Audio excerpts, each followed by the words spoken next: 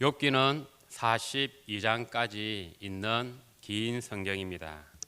수요 예배가 돌아오는 한 주 한 주마다 한 장씩 이렇게 나가고 있으니까요. 욥기가 끝날 때가 언제쯤일까요? 2021년 3월 마지막 주. 만약에 그 사이에 또 여러 가지 또 말씀이 또 다른 말씀이 있다면 4월까지 이렇게 이어져 갈 것입니다. 오늘 우리가 함께 읽었던 4장부터는 욥의 고난에 대해서 욥과 또 욥의 세 친구의 논쟁이 계속해서 이어져 갈 것입니다. 욥의 세 친구인 엘리바스, 빌닷, 소바가 돌아가면서 3차에 걸쳐 욥에 대해서 논쟁을 벌일 것입니다. 엘리바스가 말을 하면 욥이 대답을 하고 또 빌닷이 말을 하면 욥이 대답하고 소바가 또 말을 하면 욥이 대답하고 이렇게 한 번 돌아가면 그것으로 끝나는 것이 아니라 두 번, 세 번 계속해서 그런 논쟁이 이어져 간다라는 것입니다. 그렇게 욥기는 4장에서 31장까지 친구들과의 논쟁으로 이어져 가다가 32장부터는 욥의 세 친구가 아닌 엘리후가 나타나서 37장까지 발언을 합니다. 그리고 38장에 이르렀어야 여호와 하나님께서 나오셔서 41장까지 욥에게 말하는 부분이 나오고 마지막 42장이 욥의 회개와 또 결론 그리고 여호와께서 욥에게 복을 주는 것으로 욥기는 마무리가 됩니다. 우리가 이렇게 욥기를 이렇게 보게 되면 1장과 2장을 흥미있게 읽고 또 마지막 장을 또 이렇게 익숙하게 읽게 되지만 그 사이에 있는 많은 논쟁들 또 여러 말들이 어렵기도 하고 또 여러 가지 혼란이 일어나기도 해서 잘 보지 못하는 경향이 있다는 것이죠. 만일 우리가 욥기의 각 장 위에 있는 소제목이라든지 또 어떤 절 위에 있는 소제목이 없다면 이 말이 도대체 지금 욥이 하고 있는 말인지 그 친구들이 하고 있는 말인지 맞는 말인지 맞지 않는 말인지 헷갈린다라는 것이죠. 어떨 때는 욥의 친구들의 말이 더 맞는 말 같이 들리기도 하고 또 어떨 때는 욥의 말이 잘못된 것 같이 또 이렇게 보이기도 한다라는 것이죠. 이 알 수 없는 고난으로부터 시작해서 이 고난에 대해서 또 믿음에 대해서 죄에 대해서 깊이 있는 논쟁이 계속 이어져 갈 것입니다. 어쩌면 지금 이 코로나 기간이 우리가 욥기를 살펴보는 동안 계속해서 길어지는 것은 아닐지도 저는 한번 생각해 보게 됩니다. 고난이 길고 짧고가 중요한 것이 아니라 우리는 이 고난을 통해서 우리는 우리의 삶에 대해서 우리의 신앙에 대해서 우리의 죄에 대해서 깊이 묵상해야 하는 것입니다. 큰일을 당하게 되면 사람들은 지난 날을 돌아보게 됩니다. 그리고 생각합니다. 무엇이 문제인가? 어디서부터 지금 잘못된 것일까?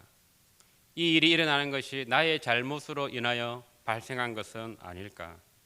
혹시 여러분들은 큰일을 당할 때에 이런 생각을 해보시지 않으셨습니까? 저는 특별한 일이 저에게 일어나거나 혹은 저의 가족에게 일어나거나 또 제 주위에서 일어난다면 늘 이런 생각을 해봅니다. 왜냐하면 하나님은 저의 삶을 눈동자처럼 지켜보시고 저에게 일어나는 모든 일 하나하나를 빠짐없이 다 알고 계시다라는 것입니다.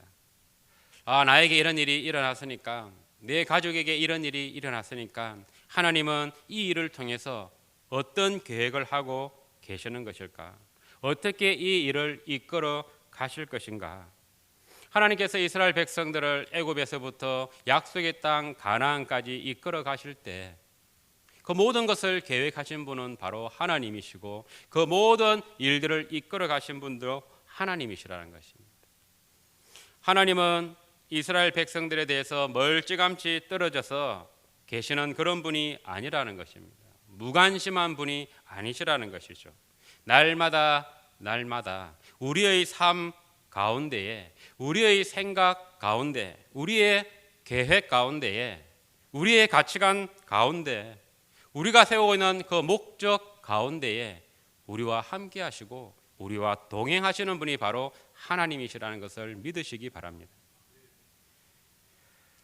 밤낮 7일 동안 침묵을 하고 있습니다. 욥의 고통이 너무너무나도 심했기 때문에 방금 제가 말씀한 것처럼 욥은 7일 동안 자신의 삶을 계속해서 반복해서 되돌아봤을 것입니다. 왜 이런 일이 나에게 일어났을까? 어디서부터 잘못된 것일까? 이것이 나로 인한 것은 아닐까? 7일간의 그 침묵 가운데에 욥의 고통이 너무나도 심했기 때문에 그 친구들조차도 아무런 말도 하지 않았던 것이죠. 앞서 욥기 3장에서 드디어 욥이 입을 열어 탄식을 합니다. 자기의 생일을 저주하는 것이죠. 차라리 내가 태어나지 않았더라면 좋았을 것을. 이에 대해서 듣고 있던 세 친구 중에 가장 연장자인 엘리바서가 욥에 대해서 말하고 있는 것이 오늘 저와 여러분이 함께 읽었던 욥기 4장이라는 것이죠. 욥의 탄식에 대해서 네가 지금 하나님의 섭리와 정의로움에 대해서 네가 지금 공격하고 있는 것이냐? 네가 지금 탄식하는 것은 너의 불신앙과 불경건에 의한 것이 아니냐라고 이렇게 판단하고 있는 것입니다. 욥의 세 친구들이 욥에 대해서 생각하는 가장 기본적인 생각은 인과응보라는 것이죠. 의인은 축복을 받고 또 악인은 형벌을 받게 된다라는 생각이 그들의 머릿속에 지배하고 있다라는 것입니다. 그렇기 때문에 욥이 지금 하루아침에 몰락한 것이 바로 욥에 알려지지 않은 그런 악에 대한 하나님의 보응이라고, 그 결과라고 친구들은 강조하고 있는 것입니다. 의인이 형통하고 악인이 벌을 받는 것은 보편적인 생각인 것이죠. 하지만 우리 인간은 모든 것을 다 볼 수가 없는 것입니다. 그렇기 때문에 우리 눈에 보이는 인간의 관점으로는 인과응보라는 것은 절대적이라고 할 수가 없는 것이죠. 또 성경은 우리 눈에 보이는 대로의 그런 인과응보만을 말하고 있지 않다라는 것입니다. 오히려 성경은 현재의 삶 가운데에 의인이 고난을 당하고 악인이 번성할 수 있다라는 것을 말하고 있습니다. 시편 73편 12절에 보면 볼지어다 이들은 악인들이라도 항상 평안하고 재물은 더욱 불어나도다 라고 말하고 있으면, 또 지혜의 왕인 전도서 8장 14절 솔로몬은 또 이렇게 말하고 있습니다. 악인들의 행위에 따라 벌을 받는 의인들도 있고 의인들의 행위에 따라 상을 받는 악인들도 있다라는 것입니다. 원인과 결과가 달라지는 일들이 많이 있다라는 것이죠. 지금 우리가 살아가고 있는 이 현재의 삶 가운데도 이러한 일들, 이렇게 보이는 것들은 어쩌다 있는 것이 아니라 많이 있다라는 것입니다. 물론 사람들의 그 기준, 복에 대한 기준이 다르기 때문에 평안하게 살아가는 것, 또 재물이 많이 또 이렇게 쌓여져 가는 것을 보고 복이라고 한다면 더 이 세상은 무엇인가 부조리하다라고 생각할 수가 있을 것이죠. 하지만 진정한 복은 무엇일까요? 그것은 하나님을 알아가는 것이 진정한 복이라는 것입니다. 하나님을 닮아가는 것, 주님을 쫓아가는 것이 진짜 복이라는 것이죠. 욥은 지금 정신적으로나 육체적으로 극심한 고통 가운데에 처해 있습니다. 그런데요, 이 고통 위에 또다시 더해지는 고통이 있는데 그것이 무엇일까요? 그것은 자기의 그 친구인 엘리바스에게 듣는 이 말일 것입니다. 죄 없이 망한 자가 누구인가? 죄 없이 망한 자가 없다라는 것입니다. 욥아, 네가 지금 망한 것은 너의 죄 때문에 망했어. 이렇게 지금 말하고 있는 것입니다. 정직한 자의 끊어짐이 어디 있느냐? 욥이 정직하지 않았기 때문에 너는 하나님에게서 끊어졌다라는 바로 이 친구의 말이 욥이 지금 당하고 있는 극심한 고통 위에 더 큰 고통을 안겨주는 것이죠. 욥이 한 10가지 일을 펼치고 있는데 그중에 한두 가지 일이 잘못된 상황에서 이런 말을 듣는다면 좀 다를 것입니다.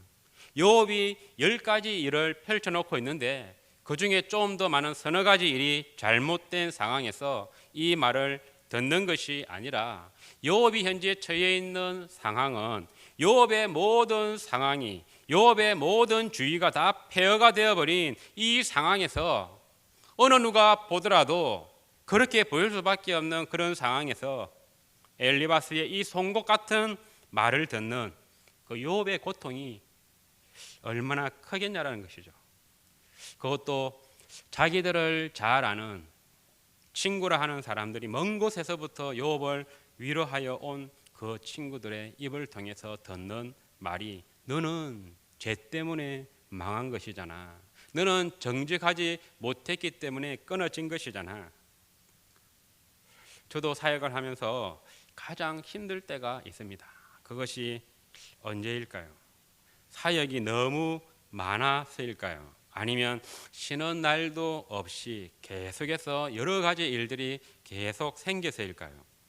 아니면 몸의 컨디션이 안 좋은데 건강이 안 좋은데도 표를 내지 못하고 견디면서 사역할 때가 힘들까요? 물론 이런 상황도 힘이 들 때죠. 하지만 이러한 것은 이 일에 비하면 아무것도 아니라는 것입니다.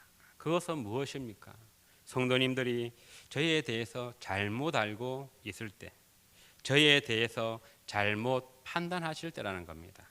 아, 내가 저분에게 저렇게 빚지었나 보구나. 아, 저분은 나를 그렇게 생각하셨구나. 이것이 사역하는 가운데에 가장 힘든 부분이라는 것이죠. 지음이라는 말이 있습니다. 알지자의 소리음, 소리를 안다라는 것이죠. 아울러 배가절현이라는 말도 있습니다. 배가라는 사람이 줄을 끊었다라는 말입니다. 현악기의 그 현, 줄현을 끊었다고 해서 배가절현이라는 말이 있습니다. 춘추시대에 거문고를 잘 켰던 배가에게는 자신의 음악을 정확하게 이해한 절친한 친구인 종직이라는 그 친구가 있었죠. 이 배가가 거문고를 이렇게 연주할 때에 높은 산들을 표현하려고 연주를 하면요, 종자기는 하늘 높이 우뚝 솟은 그 느낌이 마치 태산처럼 웅장하다라고 이렇게 그 연주를 평가해 주는 것입니다. 그리고 또 이 배가가 큰 강을 표현하며 연주를 하면요, 이 종자기는 그 거문고 소리를 듣고는 도도하게 흐르는 강물의 흐름이 마치 황하와 같도다라고 이렇게 말을 해 주었던 것입니다. 이것을 지음이라는 것입니다. 소리를 안다라는 것이죠. 소리를 알아주는 친구라는 것입니다. 하루는 배가가 거문고를 켜다가 놓고는 한숨을 쉬면서 이렇게 말합니다. 친구야, 네가 나의 그 연주를 너무나도 잘 알아주는데 만일 네가 먼저 세상을 떠나면 나는 어떤 기쁨으로 연주를 할 것인가, 이렇게 말을 하니까요, 종직이도 똑같이 말합니다. 나도 마찬가지다. 네가 먼저 세상을 떠나가 버리면 자네같이 훌륭한 연주를 다시는 내가 들을 수가 없는데 나에게는 너무나도 아쉬운 일이 될 것이다, 이렇게 말을 했습니다. 그러다가 종직이가 먼저 병으로 세상을 떠나자 배가는 친구의 그 죽음에 상심한 나머지 거문고의 줄을 모두 끊어버리고, 이것이 배가절현이라는 말입니다. 내 음악을 알아주는 이가 이제 없는데 내가 연주를 해서 무엇하리요 하면서 차라리 현을 끊고 연주하지 않은 만도 못하다. 그리고는 다시는 연주를 하지 않았다라는 것입니다. 자기 자신을 알아주지 못하는 것에 대한 고통이 얼마나 큰지에 대해서 말해주고 있지 않습니까? 그렇다면요, 저와 여러분에 대해서 가장 잘 알아주는 분은 누구일까요? 나의 그 탄식의 그 기도에 대해서 가장 잘 알아주시는 분은 누구일까요? 내 자신보다도 더 우리를 잘 아는 그분은 바로 하나님이십니다. 바로 우리 주님이십니다. 그렇기 때문에 우리가 이 험난한 세상을 살아가는 데에 소망이 있는 것입니다. 복음성가의 가사처럼 주님이 기억하시면 족하리. 세상 사람 나를 몰라줘도, 세상 친구 나를 덩줘도 내 마음을 알아주는 주님만 계시다면 나는 만족한다라는 것이죠. 하지만 현세를 살아가는 사람에게서 가장 가까운 사람이 알아주지 못하는 고통은 클 수밖에 없는 것입니다. 그래서 우리의 부모님, 또 우리의 배우자, 남편과 아내, 또 그 자녀가 자신에 대해서 알아주지 못할 때에 그 상심이 더 커진다라는 것입니다. 배우자에게 듣는 말이, 오랜 수십 년을 살아온 배우자에게 듣는 말이, 당신은 그런 사람이잖아. 그 말을 들을 때에 나는 그런 사람이 아닌데, 그런 말을 들을 때에, 그리고 자녀들에게 아버지는 늘 그러시잖아요. 가난의 시대를 살아온 여러분들은 자녀를 위해서 먹지 못하고 입지 못하고 또 모든 불편을 기쁨으로 생각하면서 자녀들이 잘 자라주는 것을 보답으로 여기며 지금까지 살아왔는데, 비수 같은 그 가족들의 그 평가의 고통이 얼마나 크냐라는 것입니다. 어떤 사람들은요, 그 고통이 너무 크기에 스스로 목숨을 끊는 경우도 있는 것입니다.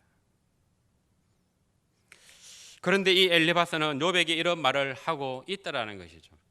또 한 가지 더 생각해 볼 것은, 이 엘리바스가 과연 욥에게 이런 말을 할 자격이 있느냐라는 것입니다. 혹 우리들도 다른 사람이 고통 가운데에 있을 때에 동일하게 그 결과만을 우리가 보고는 다른 사람을 정죄하는 그런 실수를 우리도 하지 않느냐는 것입니다. 나는 차마 그 사람에게 말은 못하겠지만 생각은 하고 있지 않느냐는 것입니다. 저 사람이 저렇게 된 것은 바로 그 사람이 예전에 그렇게 하지 않았기 때문에 그렇게 된 거야. 신앙생활을 하면서 저렇게 할 때 내가 알아봤다니까, 이런 정죄를 판단을 하지 않느냐는 것입니다. 예수님의 기준으로 봤을 때는 이렇게 생각하는 것과 말하는 것은 똑같다라는 것이죠. 단지 말을 못하는 것은 용기가 없거나 내가 이 말을 했다가는 나중에 결과가 좋지 못해서 그 사람과의 관계가 깨어질 것을 염려해서 말하지 못한다라는 것입니다. 중요한 것은 우리가 말로 하든 생각으로 하든 그러한 상황이 우리 앞에 펼쳐졌을 때 우리는 그 상황을 어떻게 받아들이느냐, 그것이 중요하다라는 것이죠. 예수님은 마태복음 7장에서 이렇게 말씀하고 있습니다. 비판을 받지 아니하려거든 비판하지 말라라는 것입니다. 너희가 비판하는 그 비판으로 너희가 비판을 받을 것이라는 것입니다. 너희가 헤아리는 그 헤아림으로 너희가 헤아림을 받을 것이라는 것입니다. 너희가 정죄하는 그 정죄로 말미암아 너희가 정죄를 받을 것이라는 것이죠. 어찌하여 형제의 눈 속에 티는 보면서 내 눈 속에 있는 들보는 깨닫지 못하느냐. 내 눈 속에 들보가 있는데 어찌해서 형제에게 말하기를 내가 너의 눈에 있는 티를 빼게 하라 하느냐. 이렇게 예수님은 말하고 있는 것입니다. 이 엘리바스는 자신의 눈에 있는 들보를 보지 못한 채 욥의 눈에 있는 티를 빼려고 하는 것입니다. 엘리바스는 욥에게 이렇게 말하고 있습니다. 내가 보니까 너는 악을 밭갈고 독을 뿌리는 자다. 네가 악으로 밭을 갈고 독을 뿌리니까 당연히 네가 뿌린 대로 거두는 것이 아니냐. 하나님의 입기운에 멸망하고 그의 콧김에 사라진다라는 거예요. 네가 동방에서 가장 큰 자이더니 네가 사람들이 알지 못하는 악과 독을 가지고 뿌렸으니 그대로 거두게 된다라는 것입니다. 또 사자의 비유를 들면서 욥이 바로 동방에서 사자와 같이 가장 큰 자였지만, 가장 훌륭한 자였지만, 가장 부유한 자였지만 욥이 그 힘을 잃어버리는 것을 빗대어 말하고 있는 것입니다. 예수님은 현장에서 간음의 죄를 짓다 잡혀온 사람을 어떻게 대했을까요?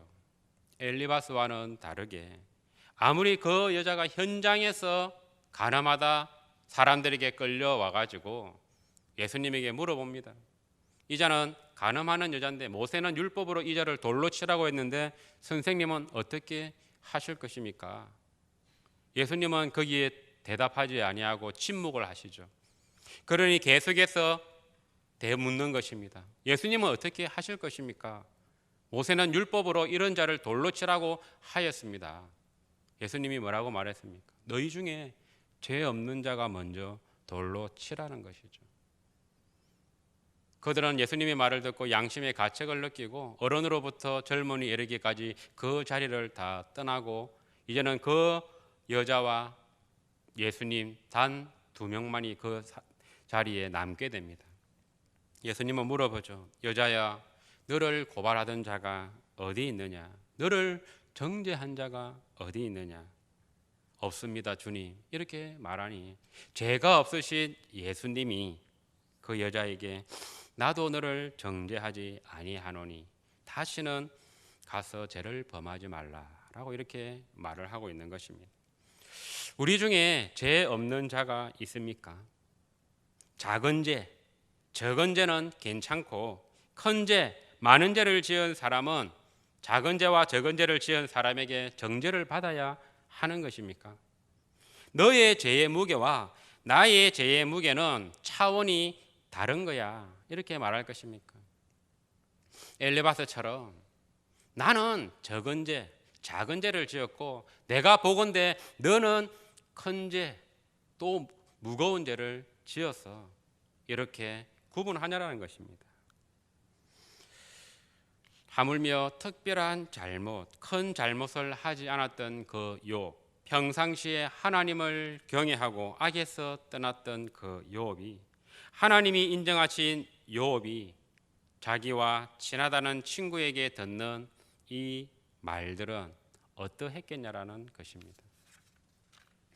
세상은 지금도 우리를 포함한 이 교회를 향해서 엘리바스보다 빌닷 소발보다도 더 날카롭게 살을 베는 듯하게 잔인하게 속속들이 우리를 평가하고 있다라는 것입니다. 뉴스나 매스컴을 통해 가지고 교회와 관련된 어떤 사건이 발생하면요, 그 기사 아래에 적힌 댓글을 한번 읽어 보십시오. 차마 입에 담기 어려울 만큼 마치 교회의 모든 잘못들을 다 들추어 놓는 듯한 그 댓글들이 쏟아져 나오고 있다라는 것입니다. 죄 없이 망한 자가 누구냐? 죄 없이 망한 교회가 어디 있느냐? 너희들이 바로 그 죄의 온상지가 아니냐? 너희가 죄의 중심에 있지 아니하느냐? 이런 평가들이, 비난들이, 그런 정죄들이 쏟아져 나온다라는 것입니다. 이사야의 고발처럼 너희가 내 마당만 밟고 있는 것이 아니냐? 헛된 재물을 제발 가져오지 말라. 성회와 아울러 악을 행하는 너희들을 내가 견디지 못하겠다. 말라기 선지자의 그 고발처럼 너희가 눈먼 희생제물을 나에게 가져오는구나. 저는 것 병든 것을 가져오는구나. 저는 것 병든 예배를 드리면서 우리가 최선을 다하고 있다라고 말하고 있구나. 너희가 드리는 것을 한번 총독에게 한번 줘봐라. 그가 기뻐하면서 그것을 받아주겠느냐. 제발 너희 중에 성전문을 닫을 자가 있었으면 좋겠다. 내가 너희를 기뻐하지 아니하고 너희가 손으로 드리는 것을 내가 받지도 않겠다. 교회에 대해서, 성경에 대해서 조금 아는 사람들의 그 비난은요, 이런 성경 말씀을 인용하면서 더 날카롭게 현재의 교회에 대해서 그 비난을 쏟아붓는다라는 것입니다. 우리는 인과응보로 이런 모욕과 또 이런 수치를 당해야 하는 것입니까? 만일 정말 우리가 잘못으로 인하여 이런 수치와 모욕과 정죄와 판단을 받게 된다면 그것도 우리에게 이로운 것입니다. 그것이 오히려 우리에게 유익한 것이죠. 왜냐하면 그러한 것들을 통해서 우리가 회개의 기회를 얻게 된다라는 것입니다. 잘못을 깨닫고 회개한다면 그 수치가 변해서 회복이 되고 그것이 복된 일로 변하게 되는 것이겠죠. 반면에 우리가 잘하고 있는데 우리가 욥처럼 온전하고 정직하고 하나님을 경외하고 악에서 떠나고 있는데 을을 위해서 박해를 받는다면 어떨까요? 그것을 두고 성경은 복되다라고 말하고 있는 것입니다. 예수님께서 마태복음 5장 산상수훈에서 이렇게 말씀하지 않았습니까? 예수님으로 말미암아 욕을 먹고 박해를 받고 거짓으로 악한 말을 너희가 듣는다면 복이 있도다. 이전의 선지자들도 이와 같이 핍박을 받았으니 너희도 기뻐하고 즐거워하라는 것입니다. 하늘에서의 상이 크다라는 것이죠. 욥이 현재 처해 있는 상황은요, 번영을 누리고 있는 그런 상황이 아니라는 것입니다. 모든 것이 무너져 버려 있는 현재의 이 욥의 상황은, 그 욥의 상황을 두고 우리는 욥에 대해서 어떤 평가를 내려야 할까요? 욥은 복이 있는 사람입니까? 아니면 욥은 불행한 사람입니까? 참된 그리스도인을 구분하는 것은 그 사람에게 어떤 일이 일어났느냐, 일어나지 않았느냐로 결정되는 것이 아니라는 것입니다. 그 일을 당했을 때 어떻게 대처하는지를 유심히 보게 되면 알 수 있다라는 것입니다. 주의하여 바라보면 알 수 있다라는 것입니다. 욥기 1장 2장에서 하나님께서는 사탄에게 이렇게 말하고 있습니다. 내 종 욥을 주의하여 보았느냐? 그같이 온전하고 정직하여 하나님을 경외하고 악에서 떠난 자가 세상에 없다. 하나님이 욥에 대해서 주의하여 본 결과를 말하고 있습니다. 사탄도 욥에 대해서 주의하여 보고 있었던 것입니다. 하나님, 욥이 왜 하나님에게 그렇게 잘하겠습니까? 하나님이 그에게 그 재물을 울타리를 그냥 두르듯이 큰 복을 주시고 하는 일마다 복을 더해 주시는데 하나님에게 잘하지 않는 것이 이상한 것이 아닐까요? 만약 그의 소유물을 한번 쳐보십시오. 하나님에게 잘하기는커녕 하나님을 욕할걸요. 그러니까 하나님께서 욥에게는 손을 대지 말고 네가 하고 싶은 대로 한번 해봐라는 것입니다. 하루아침에 서바 사람이 와서 그 소와 나귀를 다 빼앗아가고 종들을 칼로 죽여서 한 사람이 욥에게 와서 보고하잖아요. 주인님 큰일 났습니다.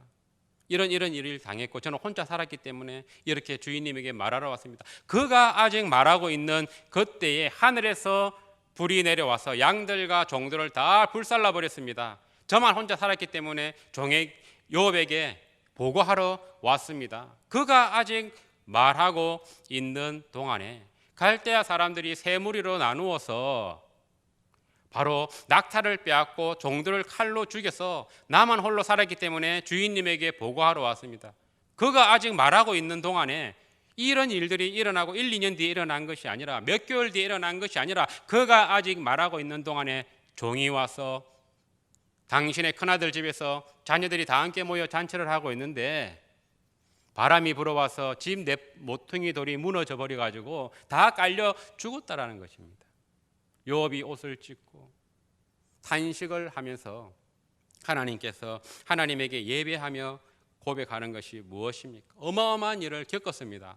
어떠한 그런 극심한 일을 겪었습니다. 그러나 참된 그리스도인은, 참 믿음의 사람은 그 일을 당했을 때 어떻게 반응하는지를 유심히 보면 알 수 있다라는 것이죠. 욥은 뭐라고 말합니까? 내가 모태에서 태어날 때에 알몸으로 나왔다. 아무것도 없이 나왔기 때문에 또한 알몸으로 그리 돌아갈 것이라. 내가 가지고 있는 이 모든 것들, 소유물은 다 주님이 주신 것이기 때문에 주님이 다시 거두어 가신다고 하더라도 나는 아무런 불평이 없다라는 것입니다. 오히려 하나님을 찬송하겠다라는 것입니다. 이것이 바로 욥이 당한 1차 환난에 대한 반응이라는 것이죠. 다시 하나님은 사탄에게 내 종 욥을 유의하여 보았느냐? 네가 괜히 충동하여서 그 욥에게 고난을 더했다라고 말하니까 또 사탄이 뭐라고 말합니까? 가족으로 가족을 바꿔줘 하나님. 자기 소유물만 그렇게 뺏어가니까 그는 자신의 몸이 아무 이상이 없으니까 그렇게 하는 게 아닙니까? 한번 그의 뼈와 살을 한번 쳐보십시오. 그러면 반드시 하나님을 욕할 것입니다. 그래서 또 하나님은 욥에게 욥의 생명은 건들지 말고 네가 하고 싶은 대로 해보라고 했더니 발바닥에서부터 머리끝까지 종기가 나오게 한 거죠. 얼마나 많이 나왔으면 욥의 친구들이 그 형체를 알아보지 못할 정도였죠. 욥은 재에 앉았어요. 질그릇 조각, 예전 성경으로 말하면은 기와 조각을 가지고 온몸을 박박 끓는 것이죠. 그것을 보다 못한 아내가 뭐라고 합니까? 당신이 아직도 온전하기를 원하느냐? 차라리 하나님을 저주하고 죽으라는 것입니다. 어마어마한 일을 겪었습니다. 그때 욥의 2차 반응이 나오는 것이죠. 욥이 아내에게 말합니다. 그대의 말이 한 어리석은 여자의 말 같구나. 우리가 하나님께 복을 받았은적 하도 받지 아니하겠느냐. 하나님이 우리에게 이와 같은 것을 주셨을 때는 그 뜻이 있지 않겠느냐라고 입술로 범죄하지 아니했다라는 것입니다. 욥이 받은 이 환난과 고통은 정말 대단하지 않습니까? 나에게 이런 욥과 같은 끔찍한 상황이 일어나지 않았다고 안심하지 마십시오. 나에게 욥과 같은 고난이 일어나지 않았다고 다행이라고 생각하지 마십시오. 제가 이 말을 하는 것은 여러분들에게 앞으로 이런 일이 일어나겠다라고 말하는 것이 아니라 하나님은 우리가 욥과 같은 상황에 처했을 때 우리가 어떻게 반응할지를 다 알고 계시다라는 것입니다. 여러분의 선택은 무엇입니까? 여러분이 만약에 욥의 1차 상황에 놓여 있다면 저와 여러분은 어떤 고백을 할 것이냐는 것이죠. 나의 자녀 가운데 한 명을 쳤다면, 아니면 내가 있는 육신의 어느 부분을 치셨다면, 내가 가지고 있는 소유물의 큰 것을 가져가셨다면 하나님 어떻게 나에게 이러실 수가 있습니까? 이런 반응을 하지 않겠냐라는 것입니다. 하물며 욥의 1차 그 환난이 나에게 당했다면 하나님은 내가 어떤 믿음의 고백을 할 것인지를 알고 있다라는 것입니다. 그리고 또 욥의 2차 상황이 나에게 일어난다면 하나님은 우리가 어떻게 반응할지를 알고 있다라는 것입니다. 더 안 좋은 상황이 무엇인 줄 아십니까?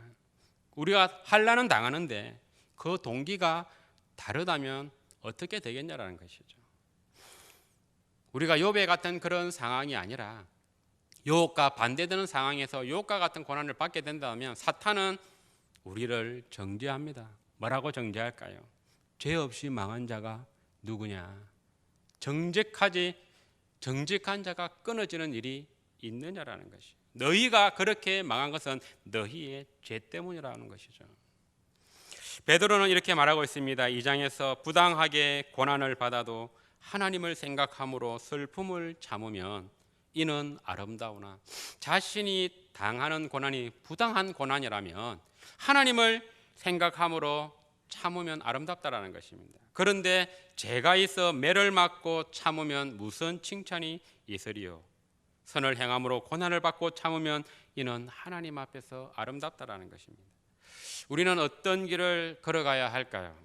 죄인 있어서 망한 자의 길을 걸어가야 하겠습니까? 아니면 을을 위해서 핍박받는 자의 길을 걸어가야 할까요? 천국에서는요, 더 이상의 고난도 없습니다. 오해도 없습니다. 핍박과 박해도 없을 것입니다. 그래서 천국이라는 것입니다. 나에 대해서 온전히 아시는 하나님 앞에 우리가 서 있기 때문에 우리가 내가 일어나는 일에 대해서 변명을 할 필요가 없다라는 것입니다. 내가 말하지 않아도 하나님은 다 알고 계시기 때문에 걱정과 근심이 없다라는 것이죠.